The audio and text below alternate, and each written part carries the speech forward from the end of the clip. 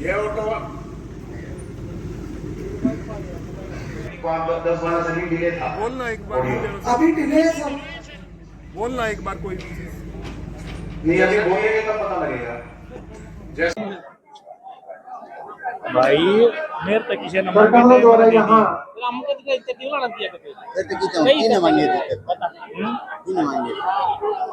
उद्घाटन हो रहा है, बड़ा है हर्ष का विषय हम सब के लिए। मैं धोने की लड़ना हूँ, बाइक का नाम लेके उठाए। तालियां बजाकर आप एक बार आज के क्षणों को और भी यादगार बनाएं। बड़ा ही ऐतिहासिक कार्य है हम सब रोहतक वासियों के लिए।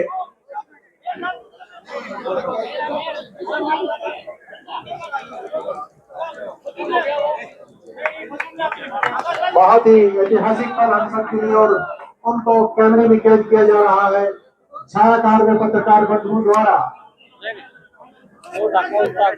जिसका हम सबको एक प्रकार का इनके जीवन की सात्विकता ये हमारे समाज को बहुत ही अच्छा संदेश देती है। रामायण इनका मराठी भाषा में अनुवाद करके इन्होंने जनता को समर्पित किया था।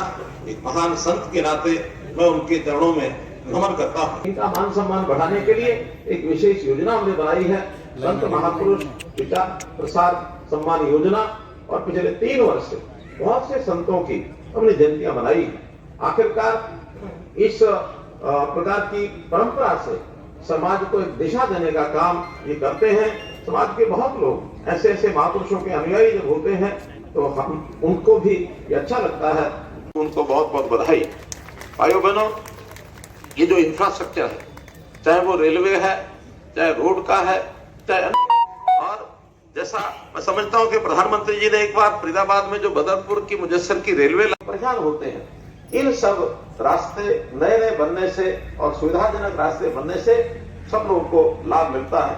मैं आप लोग ये एक प्रकार का इतना लंबा एलिवेटेड रोड, रोहतक का पहला ही शहर है जिसका एलिवेटेड रोड ये बना था।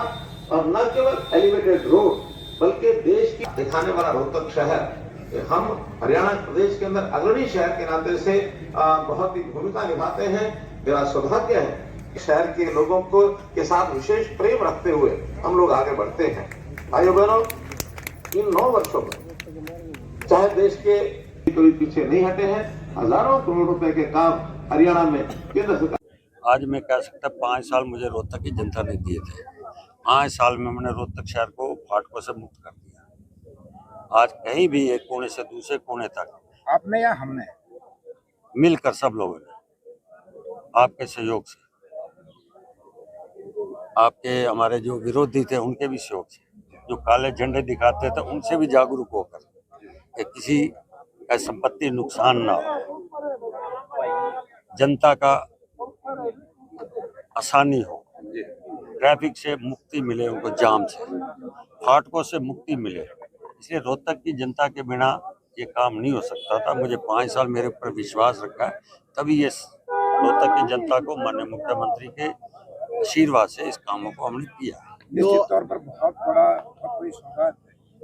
कहीं न कहीं अगर ये थोड़ा समय रहते और पहले होता तो अच्छा नहीं रहता। जैसे विकास कार्य नहीं, मेरे काम जितने भी पत्थर लगे हैं समय से पहले हुए, कोई भी लगा।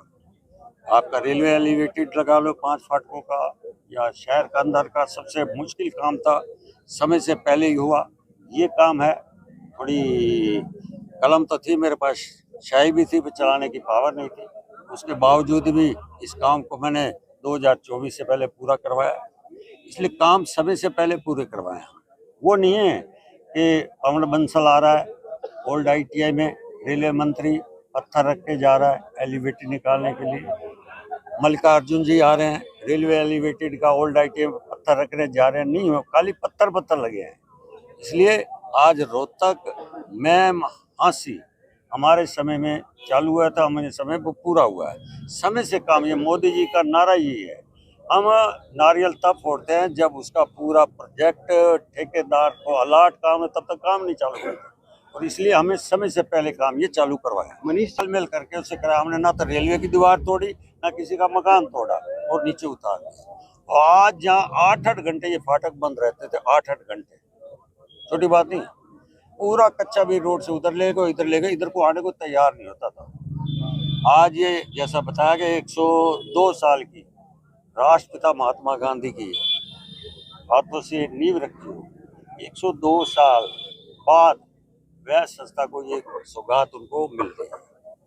मन में एक जज्बा था करने का, आप लोगों का प्यार था, रोहतक का प्यार माननीय मुख्यमंत्री इस बार से, इसलिए रोहतक को हमने फाटकों से मुक्त किया। तो कांग्रेसी ये कहते थे शहर का सत्यानाश कर दिया, व्यापारियों का व्यापार खत्म कर दिया, फिर भी आप क्यों जिद पे अड़े थे?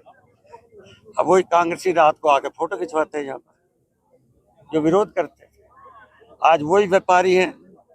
आज देखें मेरा रोहतक का व्यापार, आप लिख रहे हैं कल धन उस पे 13 पे कितनी मार्केट में रौनकें थी, करीब 300 करोड़ की कल रोहतक के अंदर सेल हुई है।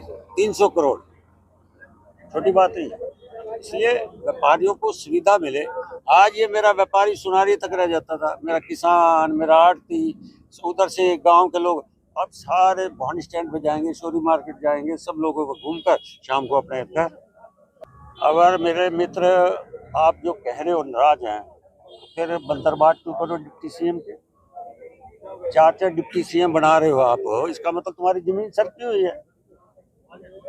आप कभी कहते हो ब्राह्मण को बनाऊंगा, कभी दलित समाज को बनाऊंगा, कभी बैकवर्ड बनाऊंगा।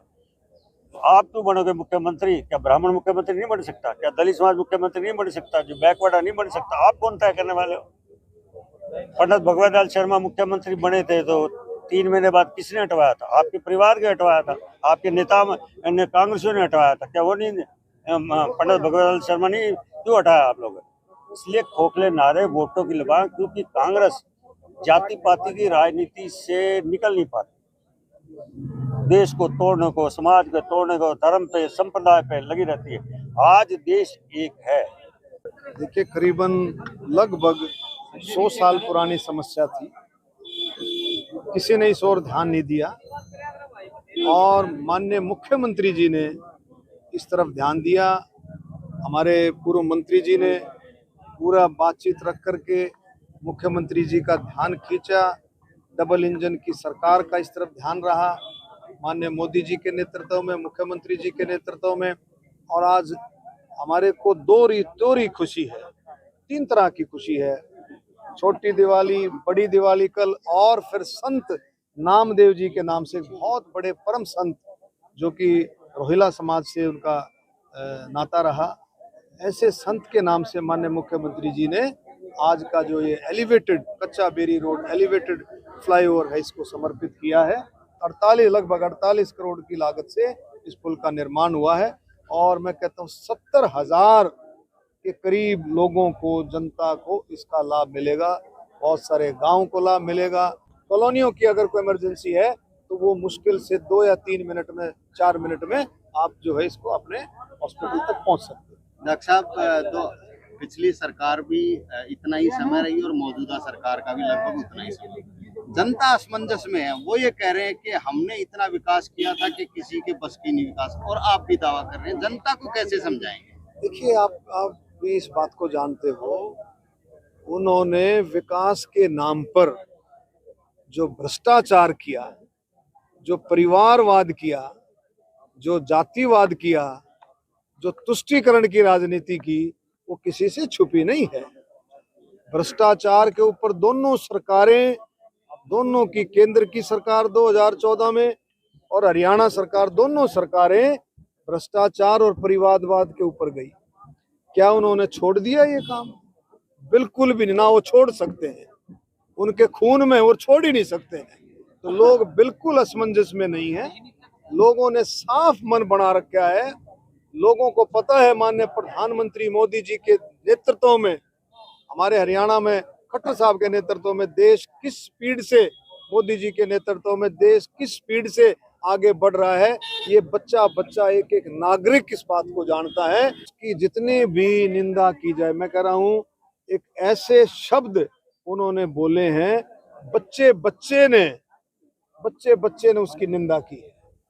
ये नहीं कि उन्होंने खुद भी अपने अपने शब्दों की खुद ही निंदा कर ली, अपने शब्दों की, अपने बयान की। कभी को आपने देखा है?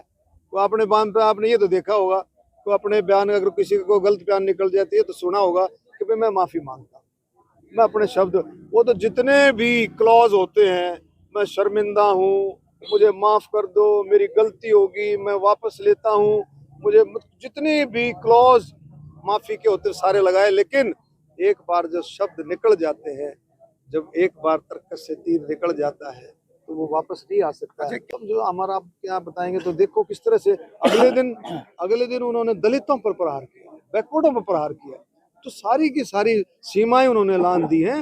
उन्होंने दिखा दिया है कि उनके दिल और दिमाग में महिलाओं के लिए, दलितों के लिए, बैकवर्डों के लिए कोई भी मान सम्मान नहीं है, कोई किसी प्रकार का उनके दिल में इज्जत नहीं। ठीक है।